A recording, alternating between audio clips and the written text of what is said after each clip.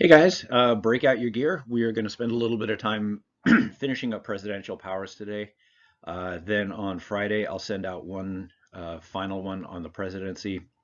We'll talk a little bit about the office of the presidency and some of the amendments, constitutional amendments, pertaining to that, like terms of office and what happens if the president, falls off the roof and gets injured, that sort of thing. Okay.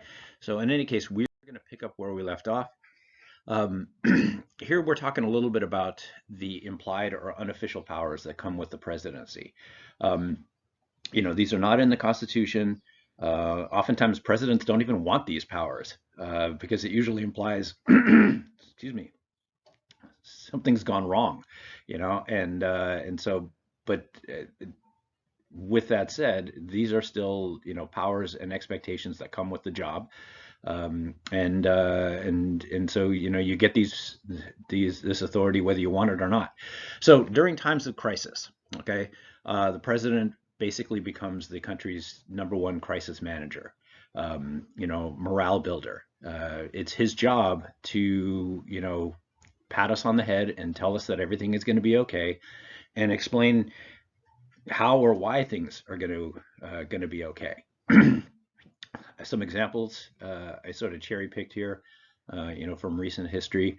1933, Franklin Roosevelt's fireside chats. I know you guys spent some time with us last year. The country is hip deep in the Great Depression, and roughly once a week or so, excuse me, he communicated with the country directly. It was almost I mean, I guess in a manner of speaking, it was almost like the Twitter of the 1930s. He got on the radio and spoke to people. I think it was Sunday nights, and the anecdotal stories are basically that you could, some major cities like New York, Chicago, um, some of the crowded residential areas, you could walk down the block, and because it was summertime, everybody's windows were open, and you could walk from one end of the block to the other and hear the entire address because everybody was listening. 2001, after September 11th, the attacks in New York and Washington. Um, the very next day, President Bush was on TV, giving a speech in the House of Representatives to a joint session of Congress, and telling the entire country what had happened, and what the administration intended to do about it. Most recently, 2020, we're seeing this right now. Every single afternoon, uh, the president is on TV, giving updates to some degree or another of what's going on vis-a-vis the coronavirus. Um, and so I'm sure President Trump did not wasn't interested in doing this, but nonetheless, it's one of those things that comes with the job. All right. Um, as the most visible politician in the United States, one of your jobs, or one of the perks that come with this, is you get to set the country's political agenda. Okay. You essentially decide which issues are going to be at the forefront of government policy and which issues are not. The agenda changes with every presidency. I would imagine in November, if Joe Biden winds up being elected, the political agenda is going to change to a large degree. When Trump was elected in 2016, issues that hadn't not that these issues had been ignored, but all of a sudden they became a core part of the country's political agenda. Immigration, number one, right up there. The stock market, tax cuts. These are things that hadn't been ignored by the previous administration, but now all of a sudden they became front and center. At the same time, other issues fell by the wayside. Environmental protections. Okay, I mean this is not even like a point of debate. This is just a statement of fact, that environmental protections were simply not on the agenda this time around. So it changes. Now the thing is, how do you communicate this political agenda to the country? Okay, first and foremost, it's in the Constitution. Once a year, the president has to give the State of the Union address. Okay, SOTU, State of the Union Address. It doesn't have to be on TV, although it is now these days. Um, but when the president speaks, the president is using what's known as the bully pulpit. Okay, the bully pulpit. This is a phrase you guys are likely to see next month on the big test. And the bully pulpit is essentially the idea that when the president speaks, the country listens. Okay, the country may not agree with him, or certain segments of the country may not agree with everything he has to say, but they are absolutely listening. His voice is the loudest across the country. And the president has the bully pulpit. A member of Congress usually doesn't. It comes with the job. It's one of the perks.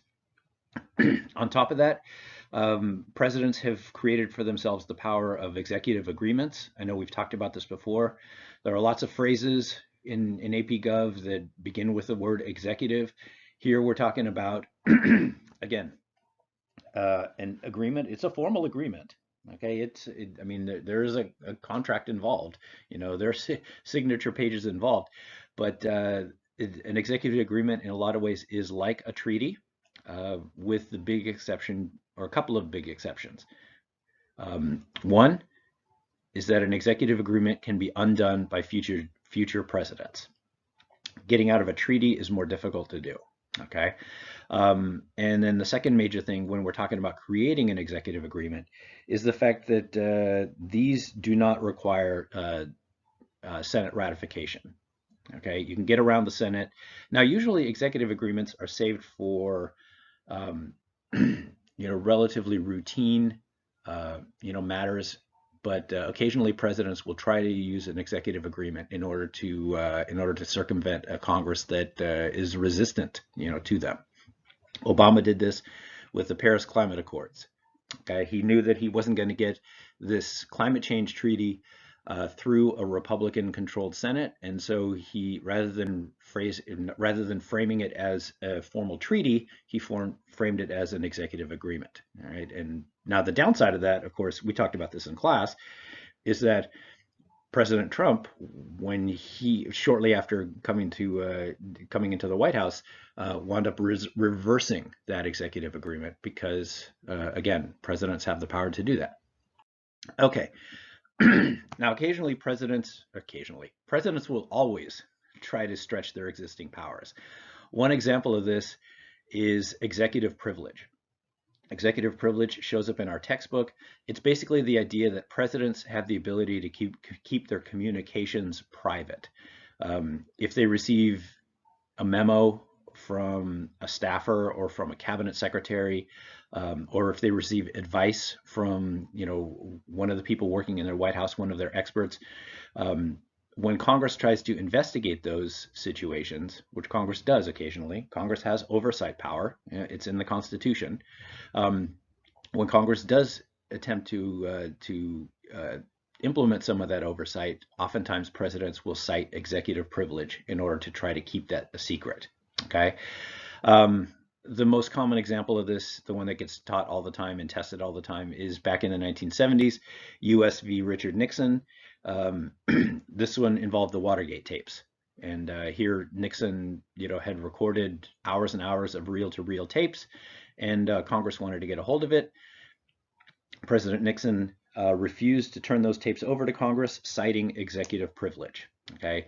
Now, lots of presidents, in fact, most presidents since Nixon, have invoked executive privilege, okay, to some degree or another. Occasionally they win, occasionally they lose, and we're not going to go into all of those varying situations, but it's important to be mindful of this idea that it's the notion of stretching your existing powers there. Okay. Can the president be sued? Well, we're not going to go into the Nixon-Fitzgerald case because it won't show up on the test. But I'll give you the short version here, is the idea that the president cannot be sued for damage that arises from his formal powers. So like, president is the commander-in-chief, so he's in charge of the military. Let's say hypothetically the president orders an airstrike in Afghanistan, which is something Barack Obama did frequently, along with George W. Bush. Let's say dozens of civilians are killed in those airstrikes. Could the families of those those civilians, could they sue the president for this? Okay, and under our Constitution, no, because it's damage that arises from the president's official use of his powers. Okay. Um, what about, can the president be indicted? The Justice Department right now has an opinion, has a policy where they do not indict an existing or a sitting president. This is a big deal for us as a country over the last year or so. You know, can President Trump be indicted? Can he be formally accused of a crime, a criminal act? And under the Constitution right now, or under Justice Department guidelines right now, you cannot indict a sitting president.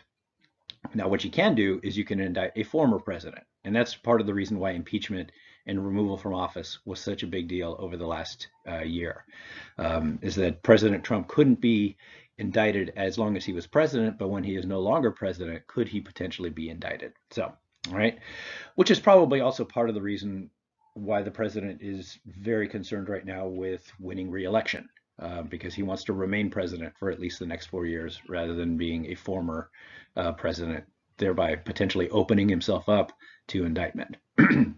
Impounding federal funds. What this means is, let's say, for example, Congress passes a spending bill and the president signs that bill into law, but then refuses to spend some of that money. Okay, maybe it's for, maybe, let's say, for example, the bill was a $600 billion bill, spending bill, but it included some things that the president didn't really want to prioritize, really didn't value, and so he refuses to spend money on those items, while spending the bulk of the rest. The federal courts right now, the Supreme Court has said that presidents cannot do that. Okay, that if they sign the spending bill into law, they can't pick or choose what they actually spend money on and what they don't. Okay, so you could see that as a restriction on presidential powers. Same thing with the line item veto. The line item veto, if you take a look at the cartoon of Bill Clinton there, is basically the idea that a president signs a spending bill into law, but then vetoes specific parts of that bill, okay, specific line items. So let's say, again, it's a $600 billion bill. It includes money for roads, for, oh God, I don't know, let's say personal protective equipment, PPE, for frontline hospital workers, and money for, oh God, I don't know, let's say protecting sea otters' natural habitats off the the west coast of the United States. So the President Trump signs that bill into law, but then vetoes the sea otter protections because he didn't think that's a priority. Okay, that would be an example of a line item veto. A lot of governors across the state have this power. What the Supreme Court has said is the president does not have this power. Okay, and the short version for why this is that when the president vetoes a specific part of a bill but signs the rest of it into law, what the president is actually doing is creating a law, okay, creating a new law, something that looked different from, what he had been given. And we already know, under the idea of separation of powers, is that there's only one branch of government that has the power to create law, and that is, right now you're saying, Congress. Yes, okay. So in any case, line item veto has been deemed unconstitutional, along with impounding federal funds. And so, we see kind of a mixed bag here, that in certain cases, presidents can stretch their powers, like executive privilege, or protecting themselves from being sued. But in other cases, there are restrictions on presidential powers, such as impounding funds and the line item veto. All right. Friday, I will upload a new video on a little bit about the office of the presidency and some of the people who work around the president. And then next week, we'll be dealing with the bureaucracy. Okay. The following week will be the federal court system, and then we'll shotgun out some review materials for you guys. Okay. Hit me up on Remind anytime, you guys, and watch the news. All right. Stay informed, but not too much. Okay. Bye.